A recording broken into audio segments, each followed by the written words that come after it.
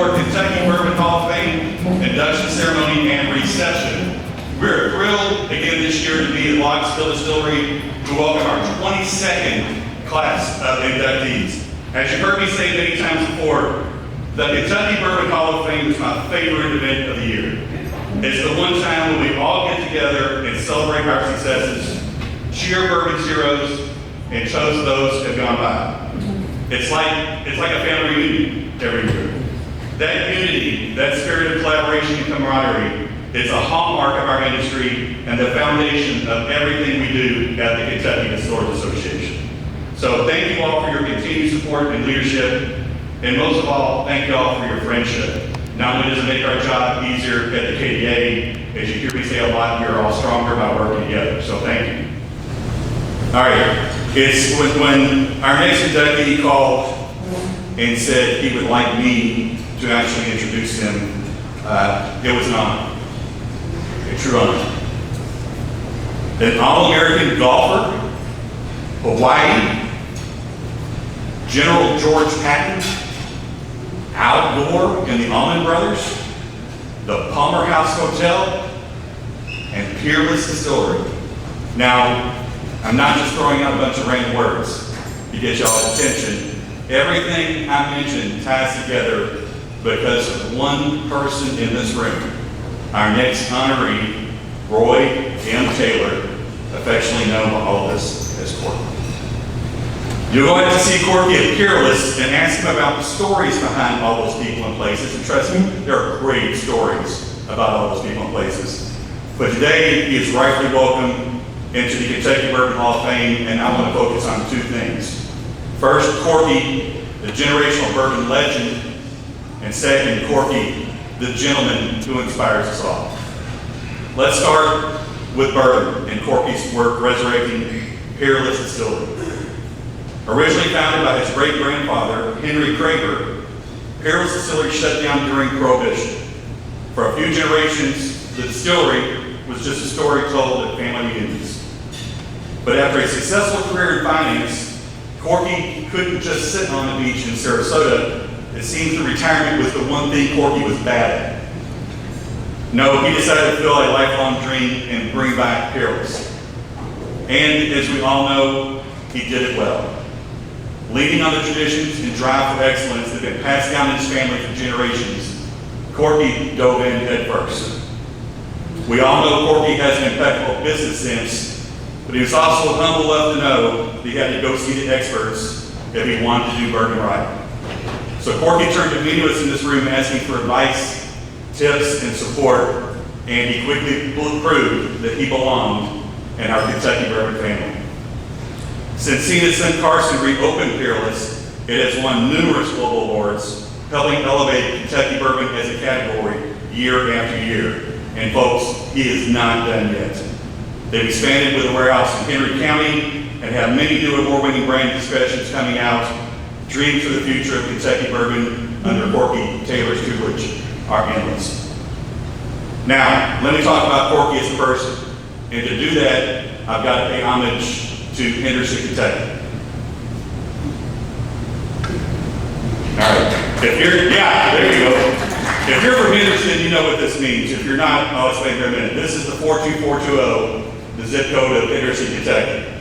And while we're here to celebrate Corky's contributions to the bourbon industry, I would be remiss not to celebrate who Corky is as a person. Because who he is as a person is what makes him so good at what he does with bourbon.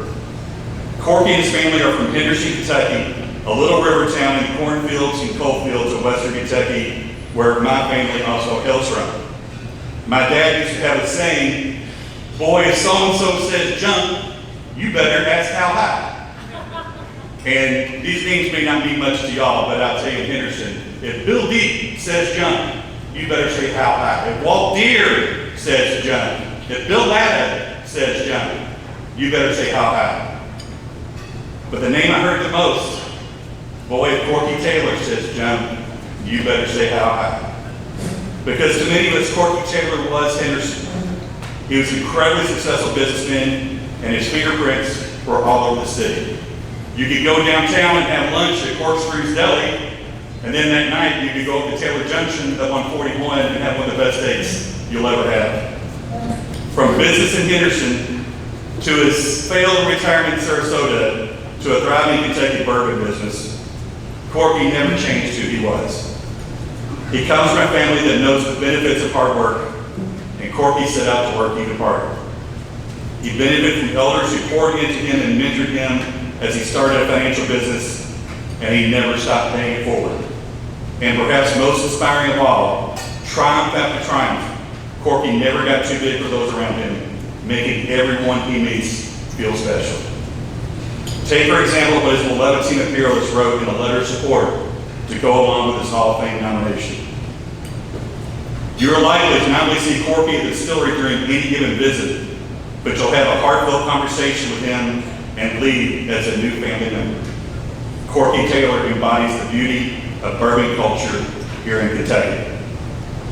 Now, Corky may not know everything about the people he meets each day, but he knows the important thing, the most important thing. They're there to experience Kentucky bourbon culture, and the best way to do that is truly welcome them to our family.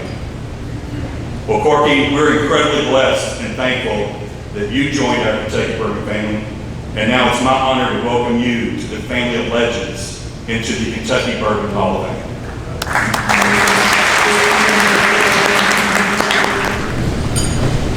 Eric, thank you very much.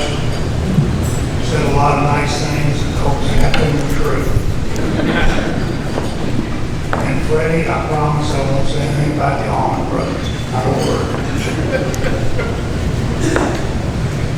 As Eric said, I tried to retire. I actually did. I walked on a beach in Sarasota, Florida for a year and a half. Most depressed I've ever been in my life.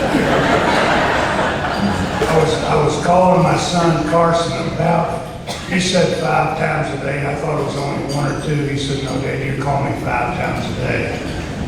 I said, well, I got to do something. I don't know what I'm going to do, but I got to do something. Let's build a distillery. Now, neither one of us knew much about a distillery. He might have known a lot more than I did. I knew nothing. But I knew we had a history in the distilling business years ago. My great-grandfather, Henry Gregory, started the company in 1889 with Peerless. Pure, clean, the best of the best with no peers. His DSP number was number 50. So I was thinking, you know, if I want to be successful in this thing, I have got to have that name Peerless, and I've got to have the DSP number 50. It took me about a year to get the DSP number, it took me 2 years to get the DSP number 50, and a year to get the name Peerless. So we're honored to have that. Then we didn't know what we were going to do. Carson was a builder, got an old building down on 10th Street, renovated it. We started making bourbon, or we didn't start making bourbon, after Carson, not me, built the distillery, and we said, well, we better go get a still. Of course, we knew we were going to get a still. The same place everybody in this room, I think, gets a still from Vendome. So Carson and I said, let's go down to Vendome. We hadn't been there yet. Didn't know anybody down there. So we walked in and we said, we'd like to order a still. And he said, well, you have any, you know what size? You know what you want? Don't have a clue. Don't know anything about it. And so Rob Sherman came out. He said, well, come on back here and talk to us. I said, all right. So Carson and I went back in his office. He said, well, now where are you from? I said, well, we're from Henderson, Kentucky originally.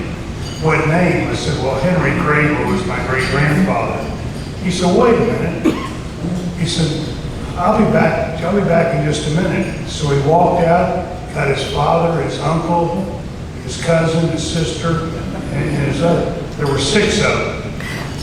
So after about 5 minutes, he walks in the room.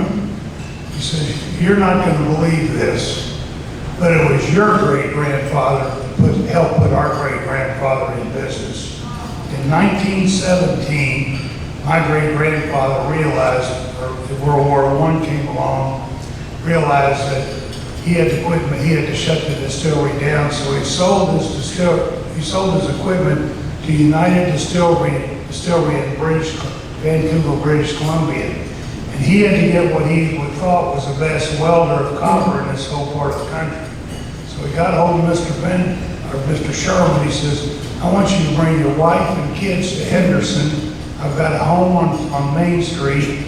You're going to come, you're going to stay about 6 months in Henderson, put them on 17 train cars, take them up to Vancouver, take your wife and family up there, and put them back together. You're going to be gone not quite a year and a half, but maybe. And that's what he did. When he came back to Louisville, that's when he finished starting Vendo. So we had a little something to do with that, so he said, your great-grandfather helped us put that in business, and I'm honored.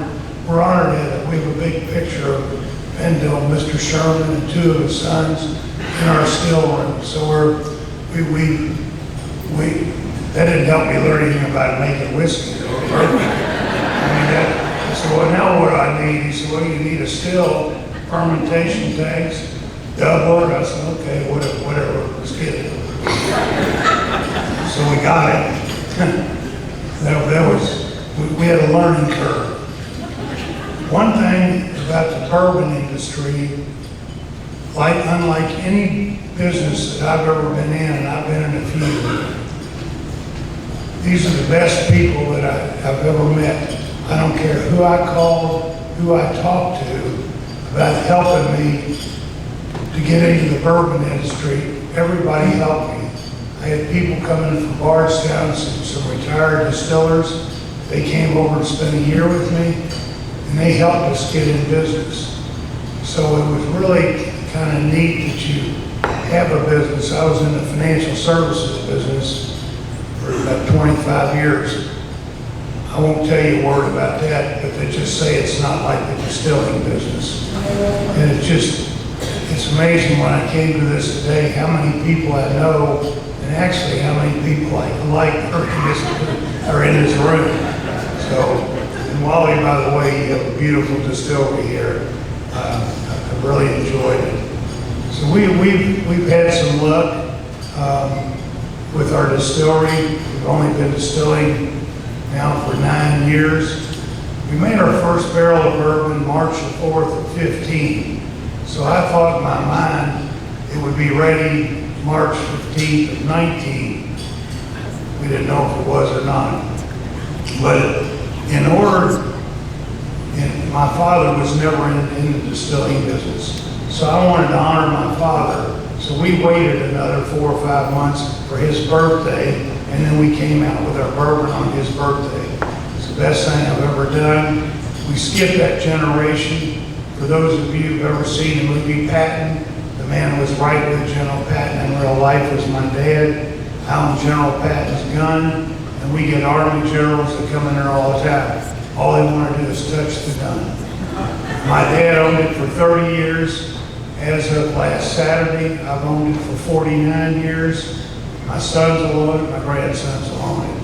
So we're still new in the business. We're trying to get better every day. Hopefully we are going to get better every day. And we love what we're doing, and we're happy to be here.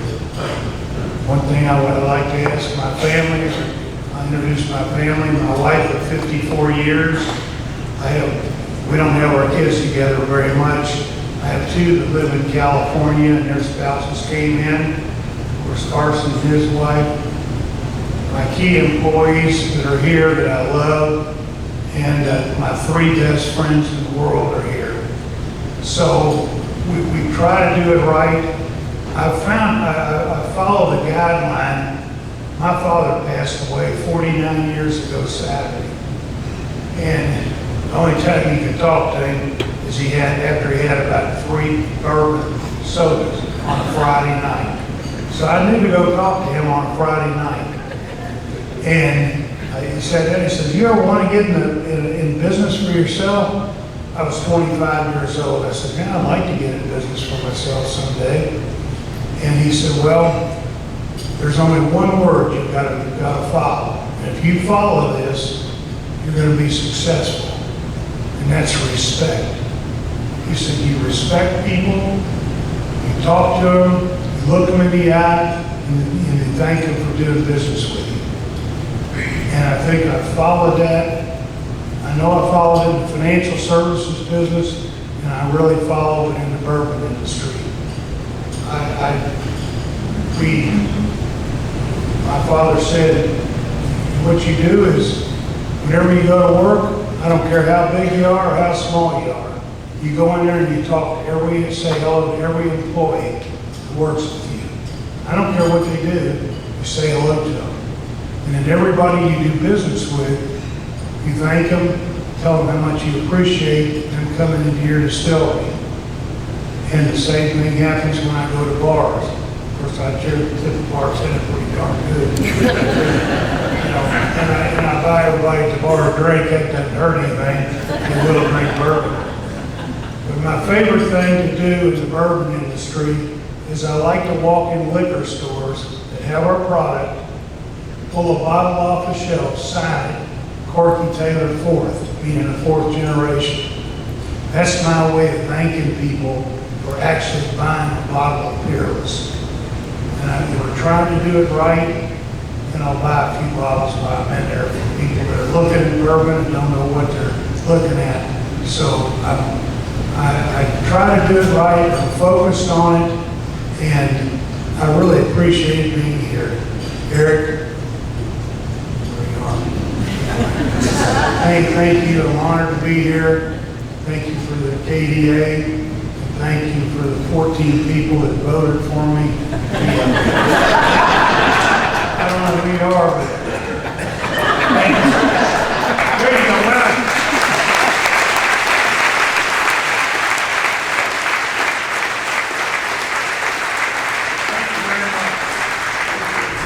Thank you, Corky. Congratulations.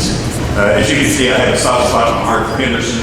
And I called out Mr. Ladd, but Mr. Dimmelwolf and Mr. Hopper are also back there. I probably carry out their groceries 100 times to my dad's grocery store at Dixie Mart. So thank you, gentlemen. I'd like to get it here today. And it's amazing the little coincidences in life. When you dig into Corky's history, the history of Peerless, his great-grandfather, Henry Krager, actually was in New York City. He was an immigrant from Poland. And he decided to jump on a riverboat and take it as long as his money would last. And as chance would have it, Henderson, Kentucky was where he ran out of money, and he got off the riverboat there penniless, and within 2 years he was a successful businessman. So that's the start of Peerless Distillery.